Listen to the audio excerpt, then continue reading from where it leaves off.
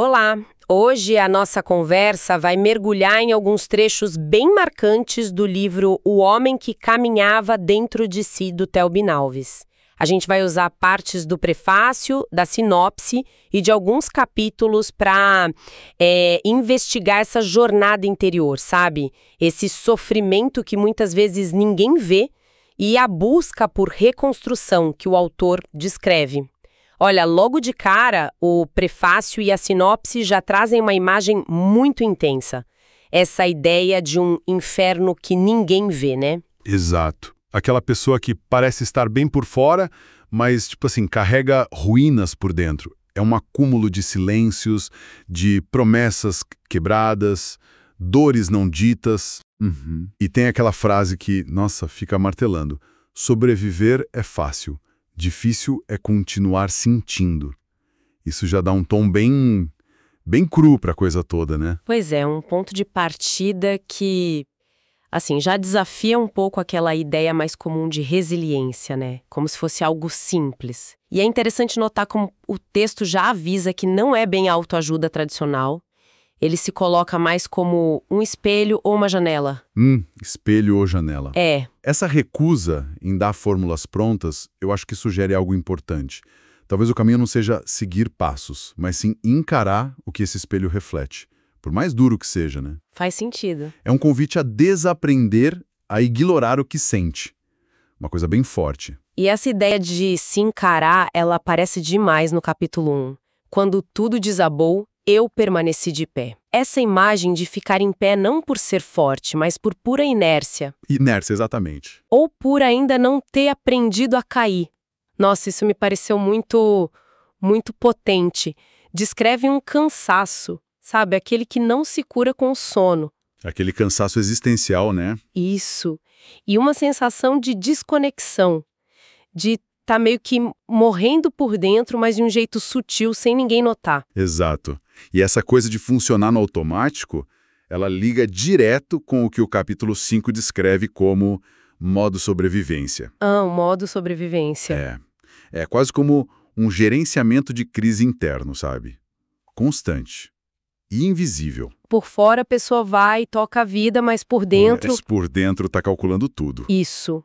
Um cálculo exaustivo de energia só para não desabar. E aí fica a questão, né? Num mundo tão focado em performance, em parecer bem... Como é que se percebe essa diferença entre só sobreviver mecanicamente e realmente estar vivendo? É complicado. Muito. E essa luta interna, que muitas vezes é silenciosa, ganha uma outra camada no capítulo 2, né? O silêncio tem dentes. Essa é forte. Como que a falta de barulho fora pode, na verdade, aumentar a dor lá dentro. As lembranças, as verdades que a gente esconde. O texto até diz que o silêncio ensina a sobreviver sozinho. Que peso isso tem, essa solidão que a dor impõe. É uma imagem poderosa mesmo. O silêncio que não acalma, mas que, morde. E essa dor interna, às vezes, leva a pessoa a tomar umas atitudes drásticas, né? Como naquela metáfora do capítulo 4 da casa que pegou fogo por dentro. Nossa, essa é bem impactante. A autodestruição quase como uma forma de limpeza radical. Para eliminar o que é tóxico. A frase é direta, ou queima tudo ou morre esmagado sob os escombros. É chocante, né? Mas retrata um nível de desespero onde queimar tudo parece a única saída. Exatamente. E o depois? A reconstrução vem, mas é solitária. E a pessoa fica mais defensiva. Agora, só entra quem vem com cuidado. Isso mostra as marcas, as cicatrizes. E conviver com essas marcas, com essa sensibilidade que fica mais aguda, é outro ponto.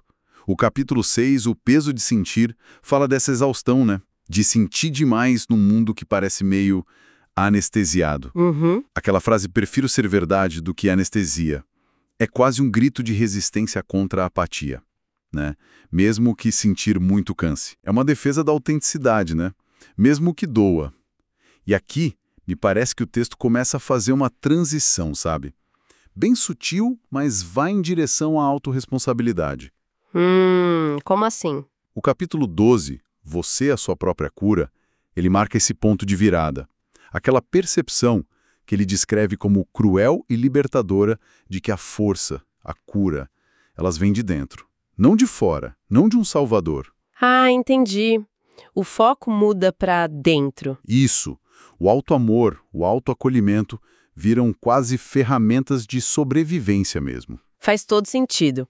E aí os capítulos finais, o 13 e o 14, eles trazem uma validação muito importante, eu achei. Se cheguei até aqui, você também consegue. Sim, é um reconhecimento.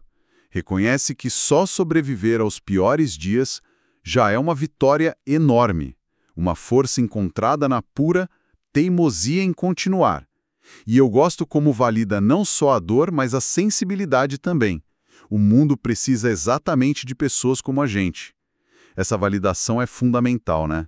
E a mensagem final sobre a alma que cansa e aí aprende a sussurrar, reforça isso, que a dor não é só para sofrer, é um sinal, é algo pedindo para ser ouvido lá dentro. É verdade. A coragem talvez não esteja só em avançar sempre, mas no ato de persistir, de ficar, de não desistir de si. O caminho de volta é sempre para dentro. Mas olha, o texto também alerta, não dá para carregar tudo sozinho, né? Importante esse ponto.